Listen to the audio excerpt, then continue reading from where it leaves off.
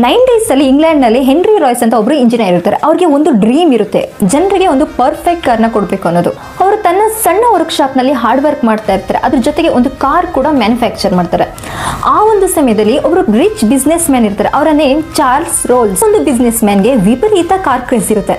ಹಾಗೆ ಇವರು ಒಂದಿನ ಹೆನ್ರಿ ರಾಯ್ಸ್ ನ ಭೇಟಿ ಮಾಡ್ತಾರೆ. ಹಾಗೆ ಇವರಿಬ್ರು ಡಿಸ್ಕಷನ್ ಮಾಡ್ತಾರೆ, ನಾವ್ ಯಾಕೆ ಕ್ಲಾಸಿ, ಪೀಸ್ಫುಲ್ ಹಾಗೂ ಲಕ್ಸುರಿಯಸ್ ಕಾರ್ನ ಮ್ಯಾನುಫ್ಯಾಕ್ಚರ್ ಮಾಡಬಹುದು ಅಂತ. ಈ ಒಂದು ರೀಸನ್ ಇಂದಾನೆ ಹುಟ್ಟಿದ್ದು the brand Rolls Royce car.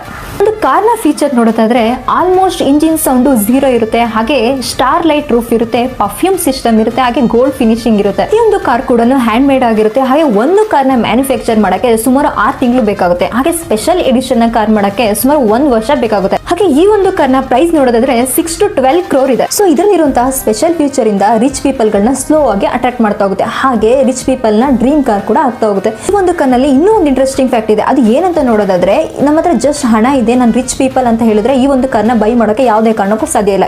ಈ ಒಂದು ಕಾರ್ನ ಬೈ ಮಾಡಬೇಕಂದ್ರೆ ಈ ಒಂದು ಕಂಪನಿಯು ಕಸ್ಟಮರ್ ಬ್ಯಾಕ್ ಗ್ರೌಂಡ್ ವೆರಿಫಿಕೇಶನ್ ಮಾಡ್ತಾರೆ. ಇದರಲ್ಲಿ ರೆಸ್ಪೆಕ್ಟ್, ಲೈಫ್ ಸ್ಟೈಲ್ ಹಾಗೂ ಇಮೇಜ್ ಕೂಡ ವೆರಿಫಿಕೇಶನ್ ಮಾಡ್ತಾರೆ. ಇದೆಲ್ಲ ಅಪ್ರೂವ್ ಆದ್ರೆ ಮಾತ್ರ ಈ ಒಂದು ಕಾರ್ನ ತಗೊಳ್ಳೋಕೆ ನಾವು ಸಾಧ್ಯ ಆಗುತ್ತೆ.